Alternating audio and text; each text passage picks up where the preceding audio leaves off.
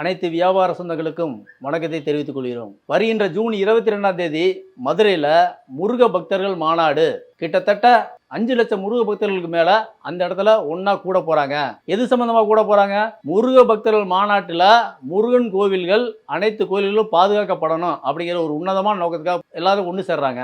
நம்ம வியாபாரிகள் அனைவரும் அந்த மாநாட்டில் கலந்துக்கணும். இந்த முருக பக்தர்கள் மாநாடு தன்னுடைய வாடிக்கையாளர் அத்தனை பேருக்கும் முருக பக்தர்களுடைய மாநாடு தெரியணும் அப்படிங்கிறதுக்காக A4 சைஸில் ஒரு முருகன் படம் இருக்கக்கூடிய ஒரு ஸ்டிக்கர் இருக்கும். அது நம்ம கடைகள் அத்தனை வியாபார சொந்தங்கள் கடையிலையும் நம்ம இருக்கணும். அது மட்டும் இல்லாமல் வரக்கூடிய தன்னுடைய வாடிக்கையாளர்கிட்ட முருக பக்தர்கள் மாநாட்டில் கலந்துக்க சொல்லி கேட்கணும். ஏன் கேட்கணும் அப்படின்னு சொல்லி ஒரு கேள்வி இருக்கும்.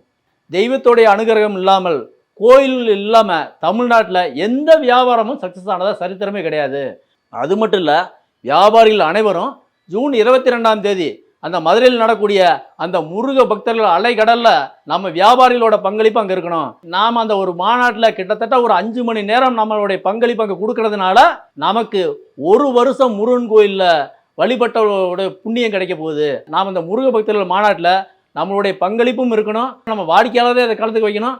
அத்தனை வியாபார சொந்தங்களும் ஜூன் 22ஆம் தேதி மதுரையில் நடக்கக்கூடிய அம்மா திடல் அந்த கிரவுண்டில் நாம நம்மளுடைய சக வியாபாரிகளோட நாம அந்த இடத்துல நாம ஒன்றா சேரணும்.